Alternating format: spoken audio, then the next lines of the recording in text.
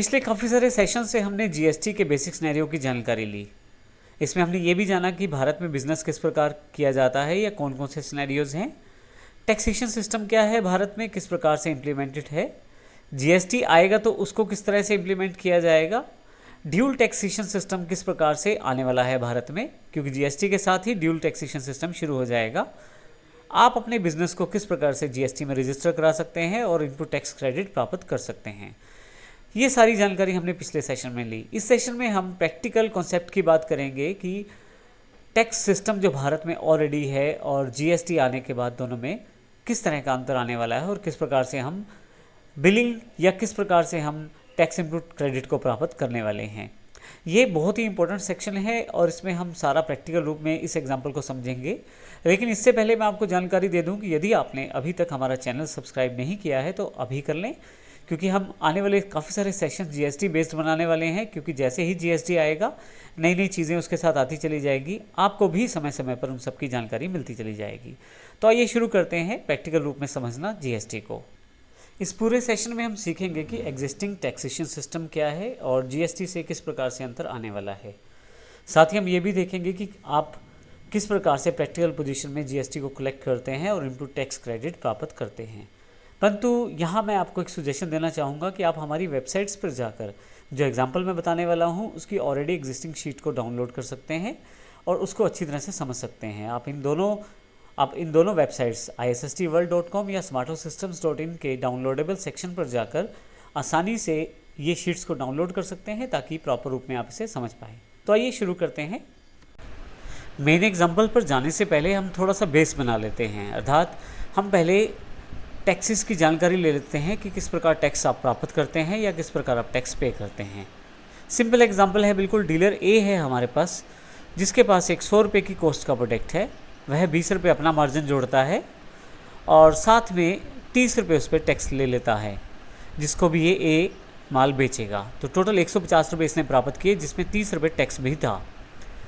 Dealer B ने इसी माल को खरीदा 150 रुपये में, जिसमें 30 रुपये टैक्स पे कर चुका है। अर्थात डीलर बी ऑलरेडी 150 रुपये वाले माल में 30 रुपये टैक्स भी पे कर चुका है। प्रॉफिट जोड़ा इसने 20 रुपये और आगे जिसको इसने माल बेचा उससे 40 रुपये टैक्स के लिए, टोटल 210 रुपये। अब यहाँ ध्यान दीजिएगा कि डीलर बी ने 40 रुपये प्राप्त किए सेल पे टैक्स के रूप में और 30 रुपये ऑलरेडी ये पे कर चुका है टैक्स के रूप में ए को। तो यहाँ पे यदि 40 में से माइनस कर दिया जाए 30 को, तो आपके पास 10 रुपये रह जाएंगे। ये 10 रुपये जो टैक्स है ये डीलर बी को जमा करवाना है गवर्नमेंट को। अब यहाँ पे गवर्नमेंट ने असल में इनपुट टैक्स क्रेडिट दिया है डीलर बी को, क्योंकि डीलर बी ऑलरेडी 30 रुपये टैक्स के रूप में पे कर चुका था जब इसने माल ए से लिया था। क्योंकि देखिए 150 रुपये में 30 रुपये शामिल थे। तो इस तरह से ये जो आपको टैक्सेशन में क्रेडिट मिलता है इसे इनपुट टैक्स क्रेडिट कहते हैं। जब आप परचेज पे कोई टैक्स पे कर चुके होते हैं तो आप उसका इनपुट टैक्स क्रेडिट प्राप्त कर सकते हैं। लेकिन ध्यान रखिएगा, सभी तरह के टैक्सेस का इनपुट टैक्स क्रेडिट नहीं मिलता। इसकी जानकारी हम इस एग्जाम्पल में भी समझने वाले हैं। यहाँ पर हमारे पास 2 टेबल दिए गए हैं। सबसे ऊपर वाला जो टेबल है वो हमारे पास विदाउट जीएसटी, अर्थात जो हमारे पास एग्जिस्टिंग टैक्सेशन सिस्टम है उसके आधार पर कार्य करेगा। नीचे जो टेबल दिया गया है दूसरे वाला, इसमें यदि आप देखें तो ये हमारे पास कैलकुलेशन जो शो करेगा वो जीएसटी बेस्ड, अर्थात जीएसटी के साथ करेगा। आइए सबसे पहले ऊपर वाले एग्जाम्पल को हम क्लियर करते हैं। यह जीएसटी के बिना है, अर्थात यहाँ पे जीएसटी का प्रयोग नहीं किया गया। यहाँ पे हमने उन टैक्सेस का प्रयोग किया गया है जो प्रेजेंटली इंडिया में प्रयोग किए जा रहे हैं। अब यहाँ यदि आप देखें तो हमारे पास, इसको पहले पूरी तरह से समझते हैं। ऊपर की तरफ डीलर आपके प्रोडक्ट का कॉस्ट, एक डीलर जो प्रॉफिट जोड़ता है 20% माना गया है सेलिंग प्राइस। उसके पश्चात कुछ टैक्सेस दिए गए हैं जैसे एक्साइज, सीएसटी और वैट। फाइनली टैक्सेस को जोड़ के जो प्राइस आता है, टैक्स जो आप पे करते हैं अपनी परचेज पे, टैक्स जो आप रिसीव करते हैं सेल पे, और फाइनली जो आपको टैक्स गवर्नमेंट को पे करना होता है उसकी जानकारी यहाँ पे दी गई है। हम यहाँ से हरियाणा से शुरुआत करते हैं। मान लीजिए हमारे पास हरियाणा और पंजाब 2 स्टेट्स हैं। सबसे पहले ए डीलर जिसके पास 1000 रुपये की कॉस्टिंग का प्रोडक्ट है, वह अपना 20% मार्जिन जोड़ता है, अर्थात 200 रुपये, और 1200 रुपये उसका सेलिंग प्राइस हो जाता है। अभी के टैक्सेशन सिस्टम में यदि हम बात करें तो हम इस पे एक्साइज ड्यूटी लगाते हैं, और क्योंकि यह मैन्युफैक्चर्ड प्रोडक्ट है मान लीजिए, तो इस पे 12% टैक्स 144 रुपये हो जाता है। ध्यान दीजिए टैक्स जो है वो सेलिंग प्राइस पे लगा है, 1200 के ऊपर 12% टैक्स लगा है। और यदि हम देखें तो फाइनल प्राइस हमारे पास 1344 रुपये, जो कि आपके पास सेलिंग प्राइस और एक्साइज का जो टैक्स है इन दोनों को जोड़कर आ गया है। फाइनली इस ए डीलर ने जो टैक्स प्राप्त किया है जब इसने ये प्रोडक्ट को बेचा है 144 रुपये, उसको ही इसे पे करना है, अर्थात जो पे टैक्स रहेगा ए डीलर के लिए 144 रुपये रहेगा। लेकिन जैसे ही हम दूसरी रो में आते हैं तो बी डीलर को जो कॉस्ट पड़ता है इस प्रोडक्ट का 1344 रुपये, क्योंकि बी ने इसे 1344 रुपये में ख़रीदा है टैक्स पे करके। इसमें इसने 20% प्रॉफिट अपना जोड़ा और इसका प्राइस हो गया 1613 रुपये। अब इसमें टैक्स के रूप में वैट को जोड़ा गया है जो कि 5% है मान लीजिए इसके प्रोडक्ट पे, क्योंकि बी डीलर ट्रेडिंग करता है तो इस पर एक्साइज एप्लीकेबल नहीं होगा, इस पर वैट एप्लीकेबल होगा।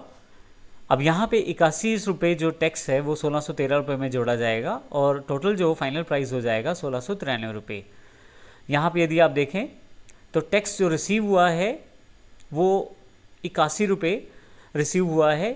यहाँ पे जो ऑलरेडी बी टैक्स पे कर चुका है 144 रुपये के रूप में ए को, उसको यह इनपुट टैक्स क्रेडिट के रूप में प्राप्त नहीं कर पाएगा। उसका कारण ये है कि इसने जो टैक्स पे किया है वो एक्साइज टैक्स था और आगे ये जो टैक्स अभी प्राप्त कर रहा है ये वैट है, तो इस तरह से ये इसमें एडजस्ट नहीं कर पाएगा। तो अल्टीमेटली इसको ये टैक्स गवर्नमेंट को पे करना पड़ेगा 81 रुपये के बीच में।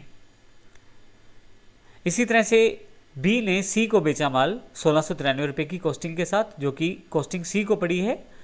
सी इसमें अपना प्रॉफिट मार्जिन ऐड करता है 339 रुपये, जो कि 20% है। फाइनली 2032 रुपये का सेलिंग प्राइस आपके पास अवेलेबल हो जाता है। सी भी आगे ट्रेडिंग करता है तो वो अपना 5% टैक्स और जुड़ जाता है 102 रुपये। फाइनली प्राइस 2134 रुपये। अब क्योंकि सी ने वैट को रिसीव किया है और सी ने बी को 81 रुपये वैट के रूप में पे कर चुका है पहले से, तो फाइनली इसे 21 रुपये टैक्स जमा करवाना है। 81 रुपये पहले से ही सी बी को पे कर चुका है वैट के रूप में, और इस तरह से इसको इनपुट टैक्स क्रेडिट मिल जाएगा 81 रुपये का। फाइनली इसे 21 रुपये जमा करवाने हैं एज अ टैक्स। अब यहाँ पे डी की बात करते हैं। डी भी 2134 रुपये का यही प्रोडक्ट खरीद लेता है और अपना प्रॉफिट मार्जिन 20% जोड़ देता है और इसका सेलिंग प्राइस हो जाता है 2560 रुपये। लेकिन क्योंकि डी को माल बेचना है अब दूसरी स्टेट में, क्योंकि हम अभी हरियाणा स्टेट में हैं और अब अगला जो माल बेचना है हमने वो पंजाब में बेचना है, तो डी जब ये माल बेचेगा पंजाब में तो अब अपने बिल पे ये CST टैक्स लगाकर बेचेगा। तो 2560 रुपये के ऊपर 307 रुपये जोड़े जाएंगे और 2868 रुपये अब फाइनल प्राइस हो जाएगा। अब यहाँ पे ध्यान रखिएगा कि CST की इनपुट टैक्स क्रेडिट भी नहीं प्राप्त कर पाएगा डी, क्योंकि इसने यह माल दूसरी स्टेट में बेचा है। तो फाइनली इसको 307 रुपये एज अ टैक्स जमा करवाने पड़ेंगे। अब हम बात करते हैं पंजाब की। पंजाब में जो ई डीलर है उसने यह सामान 2868 रुपये में डी से ख़रीदा। इसमें उसने अपना प्रॉफिट 20% जोड़ा 574 रुपये और 3441 रुपये का सेलिंग प्राइस इसने रखा। अब इसने क्योंकि पंजाब स्टेट में माल बेचना है तो 413 रुपये वैट के जोड़े और फाइनली 3854 रुपये इस पे फाइनल प्राइस अवेलेबल हो गया। परंतु यहाँ पे इस पर किसी भी तरह का टैक्स क्रेडिट नहीं मिलेगा, क्योंकि इसने CST पे किया है और आगे से वैट को प्राप्त किया है। तो यहाँ पे यदि हम देखें तो जो टैक्स रिसीव हुआ है 413 रुपये पंजाब गवर्नमेंट को पे करना पड़ेगा। इसे 307 रुपये जो इसने पहले पे किए थे परचेज पे, जो हमारे पास ऊपर है, वो उसका किसी भी तरह से क्रेडिट नहीं मिल पाएगा। फाइनली ई ने एफ को माल बेचा 3854 रुपये का 771 रुपये प्रॉफिट के साथ। सेलिंग प्राइस अब 4625 रुपये हो चुका है। वैट 555 रुपये जोड़ा और फाइनल प्राइस 5180 रुपये। टैक्स पे करने के पश्चात अब टैक्स पेमेंट के लिए अब यहाँ पे 413 रुपये इसने पे कर चुका है एफ़ और 555 रुपये इसने सेल्स में टैक्स को प्राप्त किया है वैट को। तो दोनों का जो अंतर है वो इसको जमा करवाना है एज अ टैक्स। तो 142 रुपये इसको जमा करवाने हैं। इसको इनपुट टैक्स क्रेडिट मिला है 413 रुपये का। फाइनली एफ़ ने जी को माल बेचा 5180 रुपये का। अपना प्रॉफिट जी ने जोड़ा और सेलिंग प्राइस 6216 रुपये। फिर से टैक्स जोड़ा गया वैट 746 रुपये। फाइनली कस्टमर को ये प्रोडक्ट जो पड़ा है वो 6,962 रुपये का पड़ा है। यहाँ पे जी को इनपुट टैक्स क्रेडिट मिलेगा 555 रुपये का, क्योंकि वह इसे पे कर चुका है जब इसने इसे परचेज़ किया है। तो अल्टीमेटली इसको 191 रुपये का टैक्स पे करना है। यदि आप यहाँ देखें तो फाइनल प्राइस इस प्रोडक्ट का 6,962 रुपये कस्टमर को पड़ा है और टोटल जो टैक्स पे किया गया है वह 1,298 रुपये टैक्स गवर्नमेंट को पे हुआ है।